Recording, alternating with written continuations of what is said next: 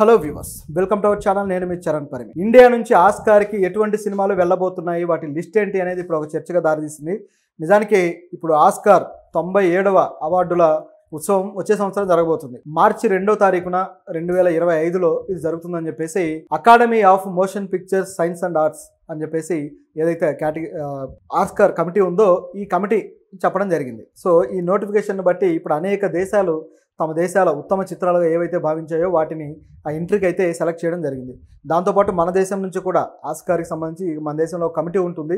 ఈ కమిటీ ఒక సినిమాని ఉత్తమ విదేశీ చిత్రం కేటగిరీలో మన దేశం నుంచి పంపించడం జరుగుతుంది. గతంలో అనేక సినిమాలు ఈ విధంగా పంపిస్తూ ఉన్నారు, అవన్నీ అక్కడ ఫెయిల్ అవుతూ ఉన్నాయి.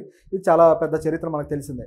అయితే ఈ క్రమంలో అసలు సెలెక్ట్ చేయాలి అంటే ముందు దేశంలో ఉన్న అత్యుత్తమమైన సినిమాలన్నింటినీ వాళ్ళు ఒకసారి రిఫర్ చేసి చూసి నిర్ణయానికి రావాల్సి ఉంటుంది. అలా రావాలి అంటే రాష్ట్రాల్లో ఇప్పుడు మన దేశంలో ఎలా ఉంటుందంటే ప్రతి రాష్ట్రంలోనూ ఒక సినిమా ఇండస్ట్రీ ఉంది.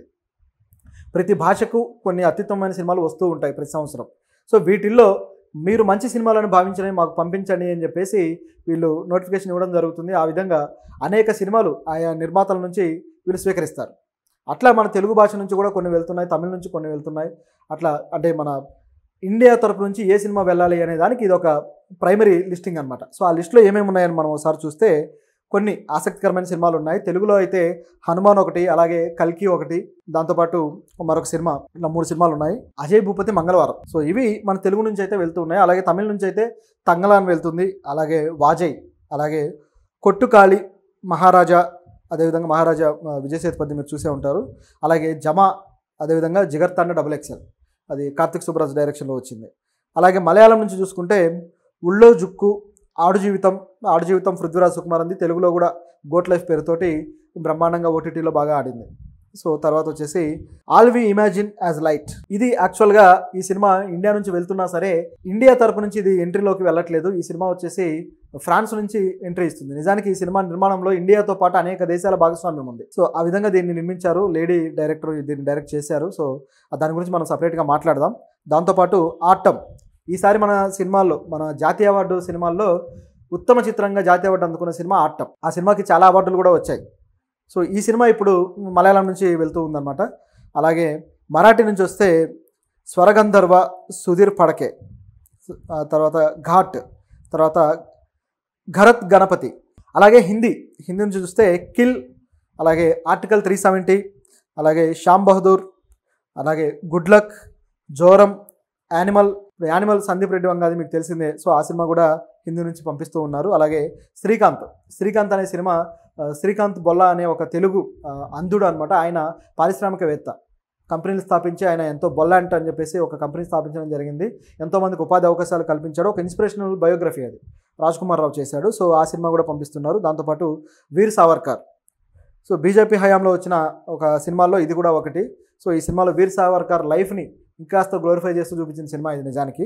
సో ఇది వెళ్తుంది. అలాగే చోటా బ్రహ్మ్ అండ్ ది కర్స్ ఆఫ్ ధమ్యం అని చెప్పేసి ఒక సినిమా. అలాగే లాపతా లేడీస్, అలాగే చందు ఛాంపియన్. ఇప్పుడు లాపతా లేడీస్ అమీర్ ఖాన్ గారి మాజీ వైఫ్ చేశారు. సో అది కూడా మంచి సినిమా, చాలా మంచి పేరు వచ్చింది. ఓటీటీలో కూడా చాలా మంచి పేరు వచ్చి ఒక రకంగా ఏమైపోయిందంటే యానిమల్ సినిమా మీద ఆవిడ సెటైర్ వేశారు. నిజానికి ఆ డైరెక్టర్ వేసిన తర్వాత ఈ సినిమా ఆవిడ డైరెక్షన్లో వచ్చాక యానిమల్ లాంటి సినిమాలకి ఇది ఒక చంపపెట్టు అని చెప్పేసి సోషల్ మీడియాలో కూడా బాగా వైరల్ అయింది. ఆ తర్వాత వచ్చేసి చందు ఛాంపియన్. ఈ చందు ఛాంపియన్ అనే సినిమా కార్తిక్ ఆర్యన్ చేశాడు. సో ఇది కూడా ఒక బయోగ్రఫీ. సో ఆ బయోగ్రఫీ కూడా చాలా మంచి సినిమా, బాగా తీశారు అది కూడా. ఇవన్నీ కూడా వెళ్తూ ఉన్నాయి. అలాగే అంటే ఈ లెక్కలో చూసుకుంటే తెలుగు నుంచి 3, తమిళ నుంచేమో 6, మలయాళం నుంచేమో 4, మరాఠీ నుంచేమో 3, అలాగే హిందీ నుంచి అయితే 11 సినిమాలు. సో ఇది ఈ జాబితా. ఈ జాబితాలోంచి మళ్ళీ షార్ట్ లిస్టింగ్ చేసి మళ్ళీ అక్కడ నుంచి ఒకే ఒక సినిమాని అయితే ఎంచుకొని పంపిస్తారు. అయితే మీకు ఆ ఒక్క సినిమా ఏమనిపిస్తుంది?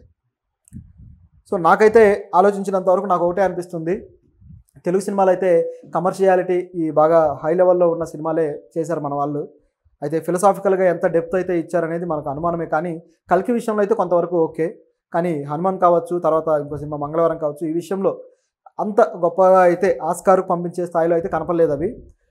ఇకపోతే తమిళ నుంచి తంగలాన్ సినిమా చాలా మంచి క్వాలిటీతో తీశారు. పైగా ఆ సినిమా చెప్పిన డిస్కషన్ కూడా ఒక చారిత్రక ఆధారాలను తీసుకొని ఒక ఫిలసాఫికల్ టోన్లో అనేక విషయాలను డిస్కస్ చేయడం జరిగింది. అది ఒక మంచి సినిమాగా నిలబడింది. అలాగే ఈసారి ఆటం జాతీయ అవార్డు అందుకున్న సినిమా, అది మంచి క్లాసిక్ సినిమా కూడా పేరు తెచ్చుకుంది. నా వరకైతే గమనిస్తే ఈ 2 సినిమాలకి ఎక్కువ అవకాశం ఉన్నట్టు కనిపిస్తుంది. ఆటం సినిమాకి అలాగే తంగలాన్ సినిమాకి. అంటే ఉత్తమ చిత్రం కేటగిరీలోకి ఒకే సినిమాని పంపిస్తారు, కానీ వేరే కేటగిరీస్ ఉంటాయి. సో ఈ వేరే కేటగిరీస్ ఏవైతే ఉంటాయో వీటికి ఇండివిజువల్గా సినిమాలు పంపించవచ్చు. నిజానికి ఇప్పుడు మన RRR ఉంది. RRR సినిమాని అదేవిధంగా నిజానికి మన దేశం నుంచి అఫీషియల్గా పంపించలేదు. ఆ టైంలో గుజరాతీ సినిమా ఏదో పంపించారు, ఐ థింక్ చెల్లో షోనో ఏదో ఉంది, ఆ సినిమాని పంపించారు. ఆ టైంలో RRR సినిమాని మన మేకర్స్ ఇండివిజువల్గా పంపించారు ప్రొడక్షన్ తరపు నుంచి. అలా పంపించినప్పుడు దానికి ఏదైతే నాటు నాటు సాంగ్కి అవార్డు అయితే వచ్చింది. ఇది ఇక్కడ జరిగింది.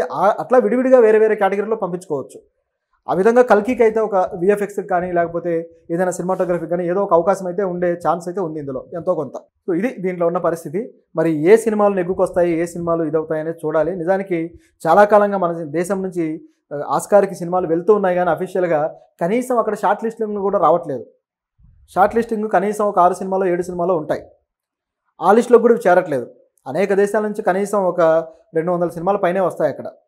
ఉత్తమ చిత్రం కేటగిరీలోకి అయితే ఇప్పుడు అనేక దేశాల నుంచి, ఇప్పుడు స్పెయిన్ నుంచి ఒక సినిమా వస్తుంది, ఫ్రాన్స్ నుంచి వస్తుంది, అలాగే ఇంగ్లాండ్ నుంచి వస్తుంది, అలాగే ఆఫ్రికన్ కంట్రీస్, నైజీరియాలో కూడా ఒక ఇండస్ట్రీ ఉంది. సో అక్కడి నుంచి వస్తాయి. అనేక ప్రాంతాల్లో ఇటలీ ఉంది, ఇటలీలో కూడా ఒక ఇండస్ట్రీ ఉంది.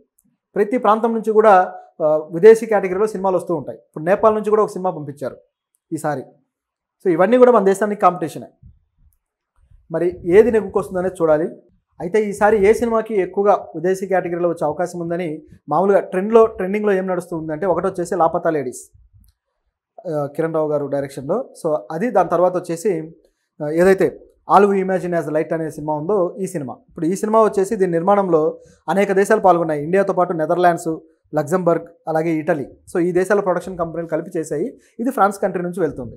ఈ సినిమాకి ఆల్రెడీ కొన్ని కేన్స్ ఫిల్మ్ ఫెస్టివల్లో ఆల్రెడీ అవార్డు వచ్చింది.